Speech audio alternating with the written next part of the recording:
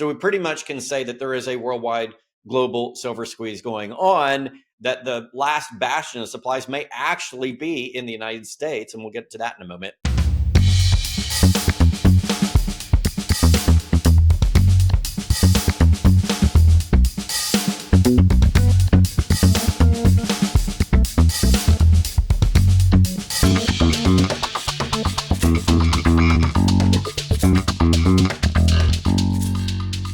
Hey everybody, this is Rob Kientz, your host with the Freedom Report, and I'm recording this on Tuesday, October 14th, 2025. As we get into the middle of the month, we've had some very interesting things go on in the silver market, and that's what I'm going to be talking about today. I got lots of charts and things for you guys, so we're just going to jump right into it.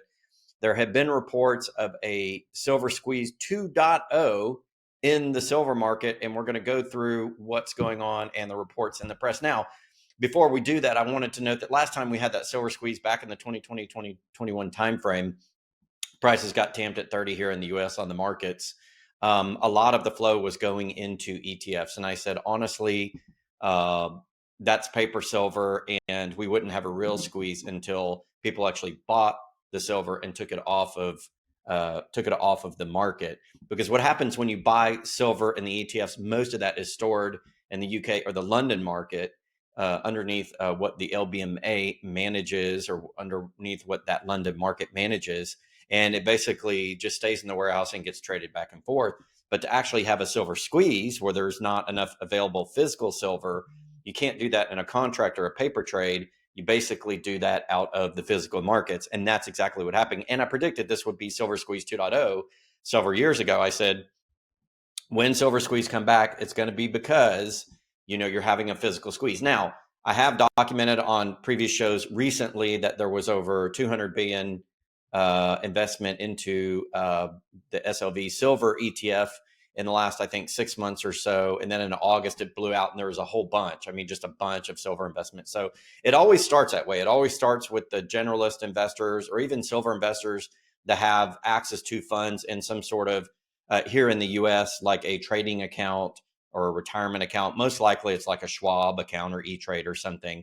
And they want to take those funds and move them in to get silver price exposure. They're not necessarily trying to take delivery. And in fact, through a lot of these ETFs, you can't take delivery. Well, what we've got going on is now we're having a squeeze in the London market. And we've got a quote here from Robert Gottlieb in a Jerusalem Post article that says, "No free floating silver left." I'm going to walk down this article and another couple of articles, and then I'm going to go over the data so that you can see what's actually going on. It says here, quote, "For years, whispers of a coming silver squeeze have echoed through precious metal circles. Now it appears the moment has arrived and the consequences are reverberating from London to Tokyo." As Robert Gottlieb, an executive at JP Morgan Bullion Bank, bluntly put it, there is basically no free-floating silver left. That declaration, coming from one of the most powerful insiders, has electrified the metals market. Lease rates explode, short sellers panic.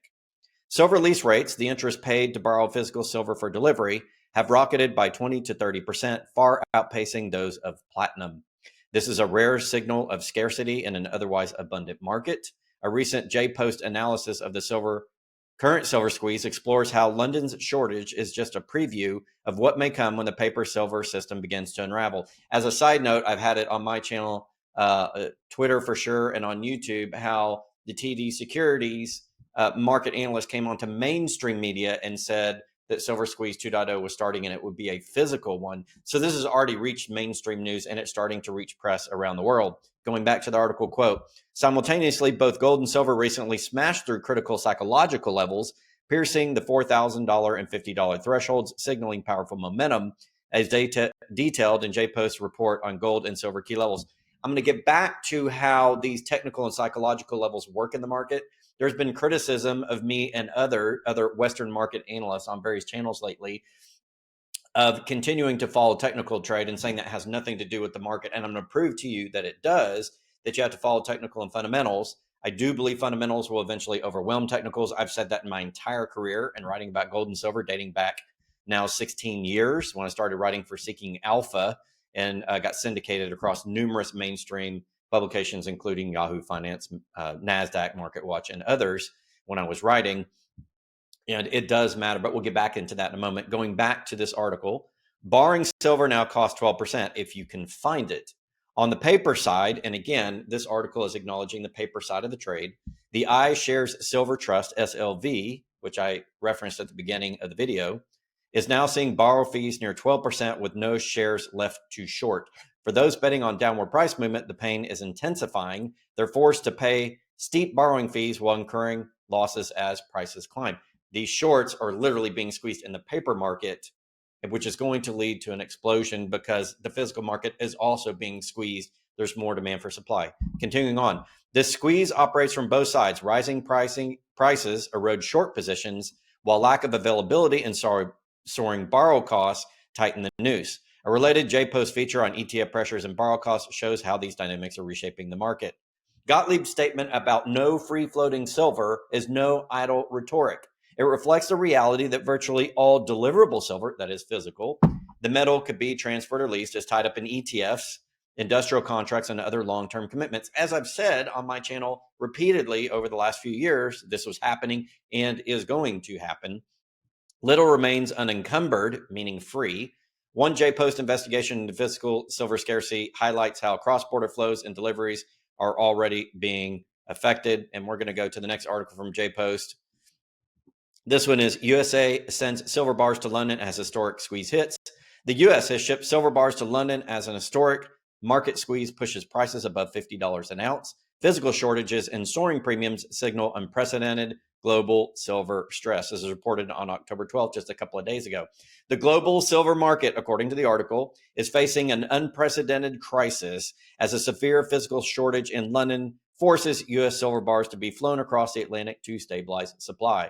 Benchmark silver prices have surged above $50 an ounce, marking only the second time in history that a precious metal has reached such levels, recalling the infamous 1980 Hunt Brothers squeeze.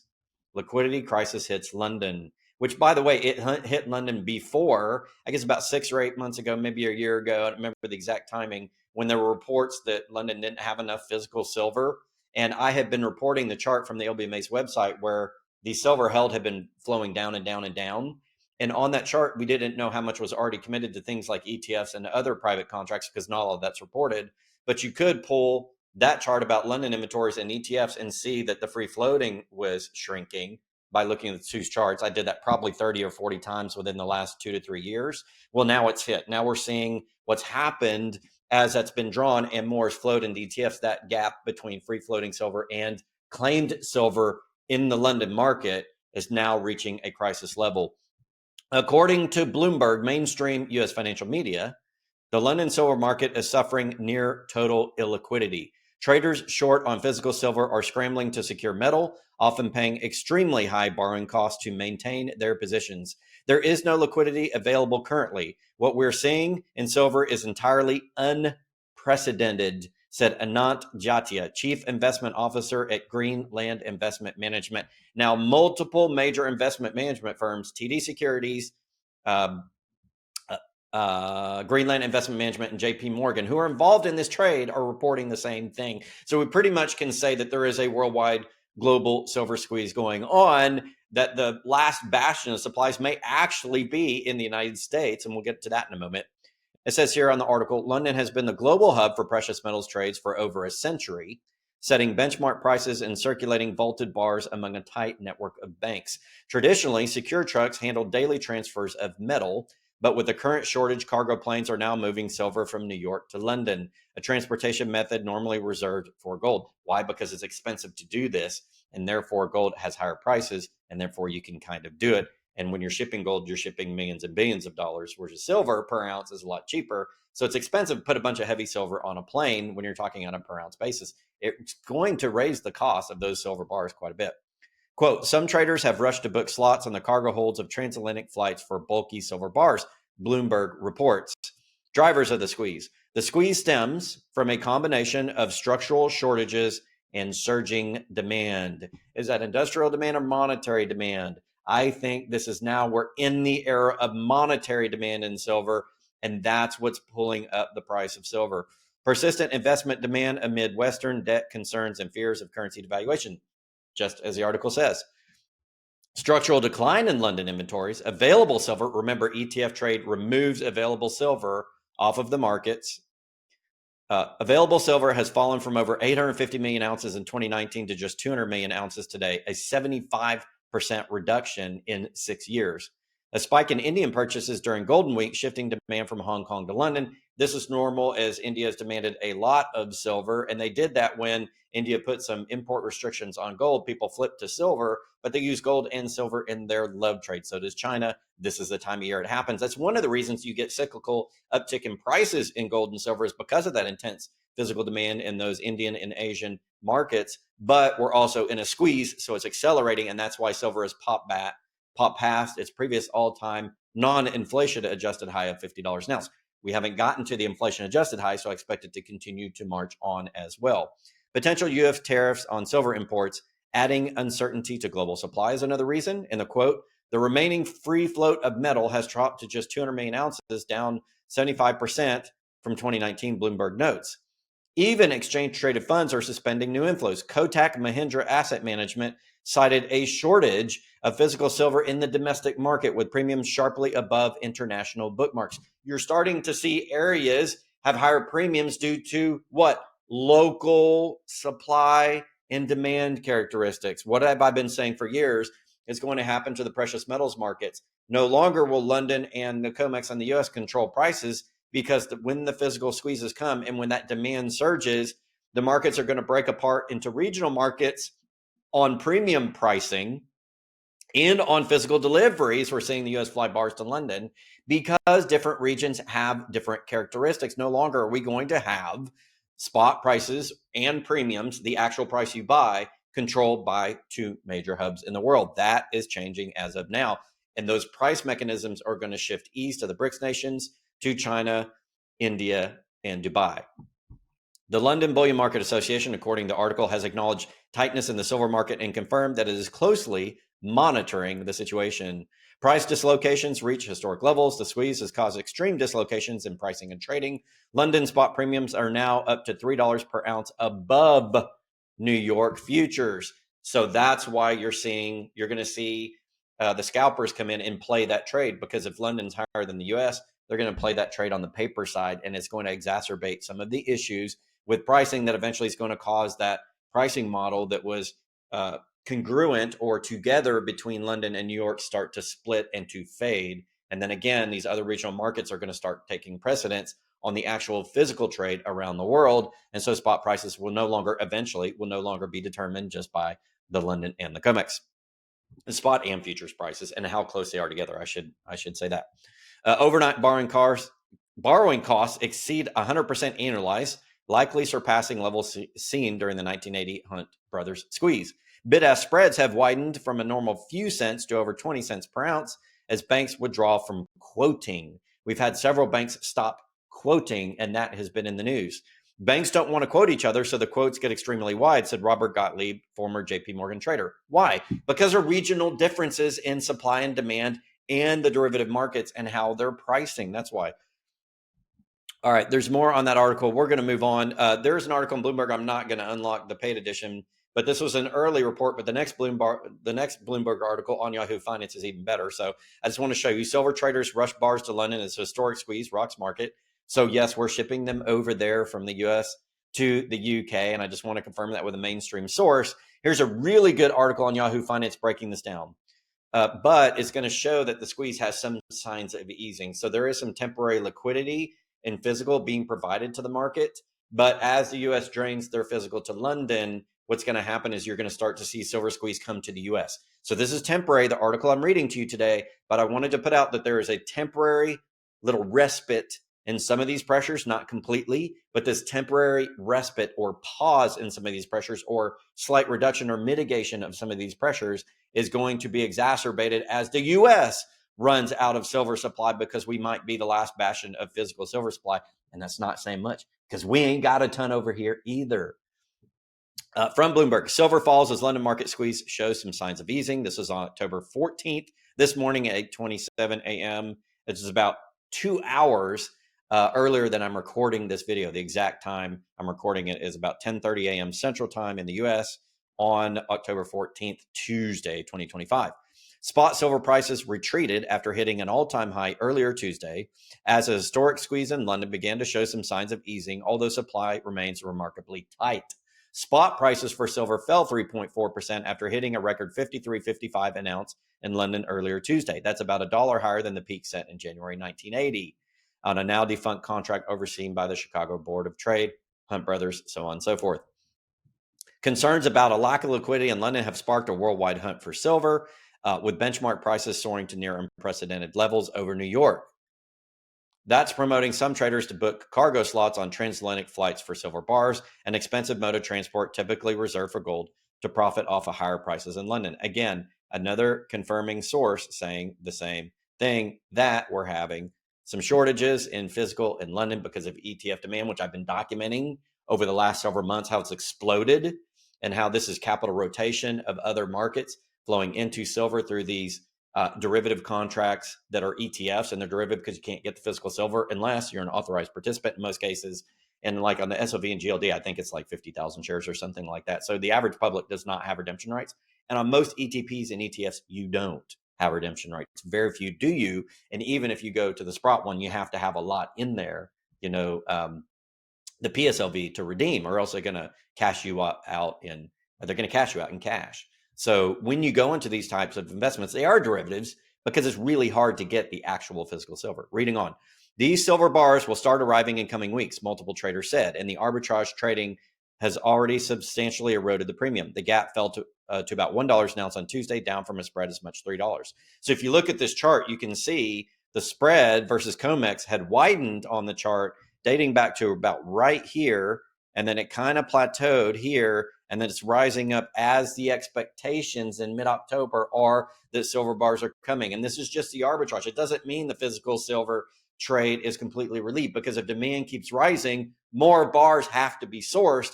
And once the US market runs out of them, they're going to have to go wherever else in the market anybody wants to sell at higher prices.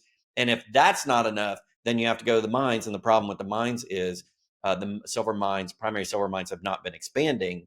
They've been contracting, and it takes years to bring them online. I'm going to have a series of masterclass videos coming up on my channel talking about the mining sector, talking about wholesale retail markets here in the US, and the derivative trade and pricing, and a 3-part series. Stay tuned for that as we broadcast that. So I explain to you in detail how it all works and my experience in it. I'm going to have pictures of me doing various things. It's going to be a lot of fun. Stay tuned to the channel for that. But back to this. Last week, silver lease rates, which represent the annualized cost of borrowing metal in the London market, surged to more than 30% on a 1-month basis on Friday. 1-month borrowing costs were still at eye-watering highs seen on Tuesday at about 14%. What we're seeing is in something like silver is just a mismatch maybe with some of the paper contracts relative to the physical positioning. E.V. Hambro, BlackRock thematic and sector investor global head, told Bloomberg TV on Tuesday. Silver lease rates ease slightly, but remain elevated. You can see the history of them. They're elevated quite a bit. They're still over that 10% mark. A jump in demand from India in recent weeks has drawn down the supply of available bars to trade in London. Again, the love trade, the ceremonial trade, that type of thing going on in India and in China at this point in the year is predictably drawing down physical inventories. And because they were thin to begin with, it's caused this spike in lease rates. And again, more is coming from investors in ETF trade that want investment demand, and that's on top of that. So as that love trade eases as we near the end of the year, I expect a little bit of relief in the physical silver market, but investment demand is going to continue to go. So it's going to be very short-term relief if we get any to end the year. Back on to the article. That followed a rush to ship silver to New York earlier this year, as concern that the metal could be hit with U.S. tariffs sparked large dislocations between the two trading hubs. While precious metals were officially exempt from levies in April, traders remain on edge ahead of the conclusion of the U.S. administration's so-called Section 232 probe into critical minerals, which includes silver as well as platinum and palladium. The investigation has revived fears that metals could be swept up in new tariffs, exacerbating market tightness. Now, I want to tell you something, that the U.S. government has committed to $4 billion, that's right, $4 billion in commodities purchases and development of the commodity sector here in America recently. There's, I think, about 1.5 billion is buying supplies of rare earths, scandium, and some other critical minerals, and silver being one of those, to shore up our domestic supplies for our industry. And 2.5 billion is going into development of new supply chain. That's going to be mine output in manufacturing. So the U.S. has now committed 2.5 billion, the government, into manufacturing of critical minerals, of which silver is one of them. And so we're going to start developing our rare earth silver and other critical mineral mines going forward. The U.S. is returning to production, but again, it takes years to develop that. So in the meantime, they're just trying to buy it off of the market. So the U.S. government's actually part of why we're seeing a physical silver squeeze. That was reported in the media a few days ago. At the same time, according to the article, Goldman Sachs Group analysts warned of the potential for price correction of relatively illiquid silver market that's 9 times smaller than gold's. Without a central bank bid to anchor silver prices, even temporary pullback in investment flows could trigger a disproportionate correction, as it would also unwind the London tightness that drove most of the recent rally. The four main precious metals have surged between 52 and 82% this year. That's gold, silver, platinum, and palladium. And a rally that's dominated commodity markets. Gold's advance has been underpinned by central bank buying, rising holdings in exchange-traded funds, and rate cuts by the U.S. Federal Reserve.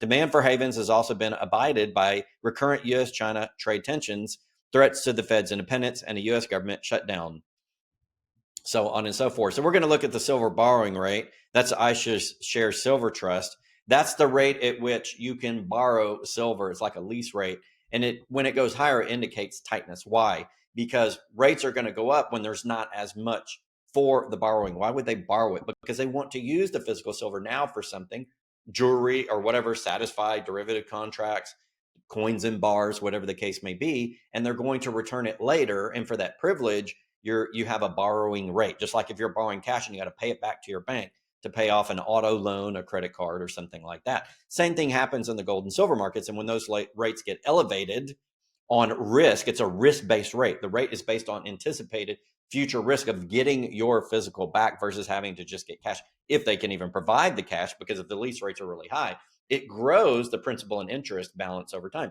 Same thing with getting high mortgage rates. The higher the mortgage rate that you get, the worse it can be in terms of the total amount that you're paying over time. So when these borrow rates go higher, it means that the silver is costing the borrower more over time to pay back, whether it be physical or there's a cash settlement position. We can see that red bar here on the end as of October 13th. That red bar is showing that we've eased a bit from 14% down to about the 11.5% mark. So there's been some easing, but you can see the normal is usually around 2%. Sometimes it spikes. You saw it spike a little bit up to the 6% mark, but it's usually somewhere between 2 to 4% in gold and silver in a normal market with physical available. But it's spiked up to 14% with the candle going to over 15%. And then it eased and came down only basically in the recent couple of days of trading this week. But it is still elevated, and that's something to watch because it does indicate the tightness in the London market, because the SLV is that ETF that operates in that market. Again, a confirmation of what's going on in London. We're going to go over to the American market and see what's going on in the silver contract for December, why that's the biggest remaining contract of the year. And so that's where we're going to get the most intel on what's going on. And as you can see, as you go over here, this is a commitment of traders report, and I'm going to focus on the pretty colors. If you look at the top rung, it's broken into 3 pieces. This is what they call the aggregated report. You've got commercials consisting of producer, merchant, processor, user, and those aren't split. They are in the other one, which I'll get to in a moment. That's just commercials. That's the main buyers and sellers, the users and the producers, if you will. The non-commercials are speculators, so like Wall Street, financial houses, that type of thing. That's in green on this top chart. And then the small speculators are in purple or blue, if you will. And the small speculators, non-commercials, remain long, and the commercials, producer, merchants, and the banks remain short. Why would the producers remain short? Well, the producers remain short because they produce it, and they're taking a short position in that derivative market to protect against downside price risk. It's like insurance. And I had a Series 3 commodities license years and years ago in the United States. I don't any longer have it, but I have professional training, and I worked in the Forex and the commodities markets for a period of time to learn them for a major broker dealer here in the United States. And I learned how this works. And essentially, the shorts are not completely for hedging actual physical. There's a lot of gambling, and even the bullion banks, which are part of the commercials, gamble in the market. So usually this red would be an indication of physical supply and demand, and how you may take a short as insurance or a long as insurance if you're a merchant. Let's say you're buying silver, and by the way, yeah, so you're buying silver, And essentially you're buying it. And if the price rises, you want to have that long position so you can take profits in the market as a form of insurance. That's basically how it works. But a lot of it really is gambling and speculative, because these positions that are traded on a daily basis outweigh the actual physical trade by hundreds of times most of the time. In fact, usually it's 99.99% or just derivative trades that actually determines futures prices, which affects spot prices, because in the London market, it's the same thing. There's more demand than physical metal. And so these are derivative prices. The prices that you pay at your coin shop and the prices that Samsung pays and the prices that these mines can sell at is largely a derivative function of the physical market. The derivative market's bigger than the physical market. We're going to break it down into the four categories. The red here is the commercials. That's the producer, merchant, users. The green is the swap dealers, which are the bullion banks.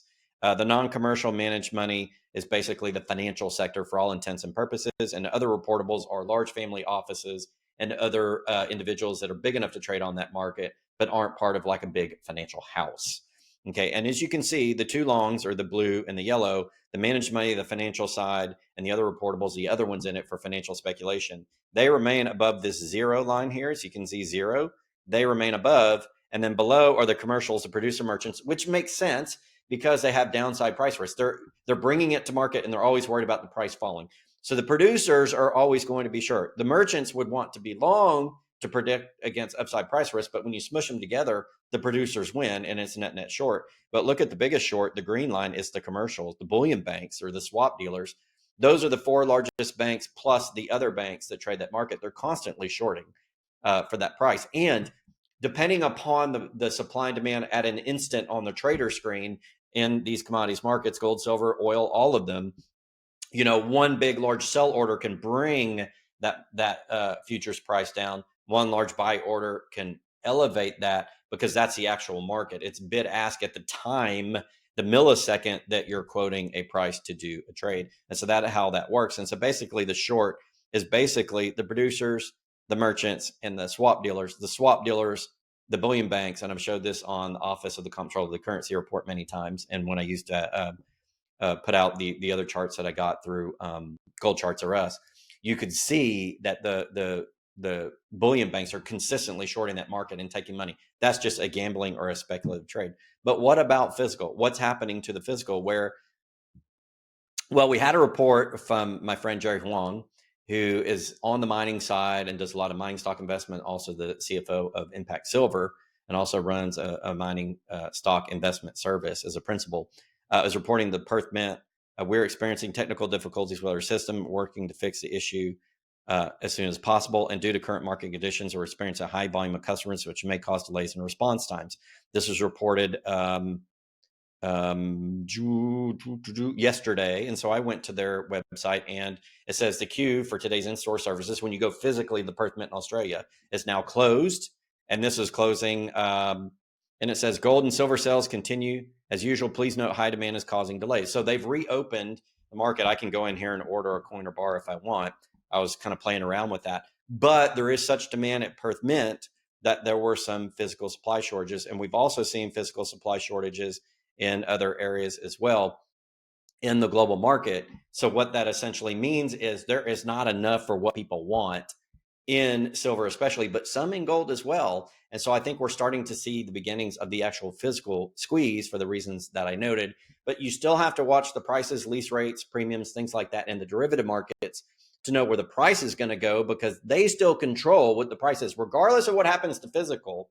The derivative markets, the overwhelming amount of contracts on that determine the price. Now that can be moved by physical trade for sure, because people will then begin to play the physical trade deficiencies on those markets. And eventually I think the derivative trade pricing will be broken. We'll have regional markets in which physical plays a larger role according to regional supply demand characteristics. That hasn't quite happened yet, but we're seeing it start to happen. And that's the era we're going into, where this sort of squeeze by London and the United States, or UK and United States, on gold and silver prices for the world are starting to break. And by the way, I think that will happen on other commodities trends as well, especially gold, which is going to go through a deflationary period due to decreasing world demand. We'll cover that in another report sometime in the future. That is your gold and silver report, but really it's about what's happening to silver. Silver Squeeze 2.0 is here. I predicted it 5 years ago.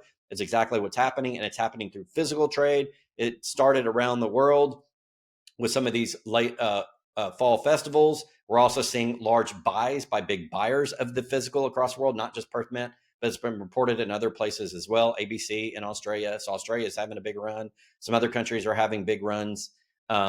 We haven't seen quite the shortages here in the United States in the physical yet, but lines are queuing up. We're starting to see an increase in orders. But in the US, it always starts with a derivative. It starts with ETFs. And that's actually what bankrupted the London silver, is people going into SLV and other ETFs. And eventually, when they figure out that London's running short of physical, the people in the United States are investing in those ETFs are going to flip to physical trade, because they're going to know that they're not going to be able to buy more shares. And in fact, you could even have at some point in time the SLV, the main silver ETF, or maybe some others, halt trading temporarily until they can get the silver. That was essentially what they thought was going to happen during the original silver squeeze several years ago. Well, because inventories are even thinner now, available inventories, and we got those quotes from Robert Gottlieb and those three banks, TD Securities, Greenland, and JP Morgan, now reporting the same thing. Because those physical shortages, now you're going to start to see the actual squeeze. That's one of the reasons silver popped 50. But again, it's not its inflation adjusted all-time high. It's going to keep going. And again, lastly, what's going to happen is you're going to start to see the breaking up into regional markets and the derivative complex pricing scheme that's been over these markets for the longest time start to break apart. And you're going to start to see very high premiums on certain products. And that's going to the higher premiums are reflecting the actual physical demand versus the spot and futures derivative markets. I'll have more on that in a masterclass coming up in the coming weeks. But that is it for now for the Freedom Report. Silver Squeeze 2.0 is fully in play, and I think it's going to come to gold soon as well, although that will take a little bit longer. It may be next year, but we're going to keep an eye on it. Stay tuned to this channel for more from Rob Kientz at the Freedom Report.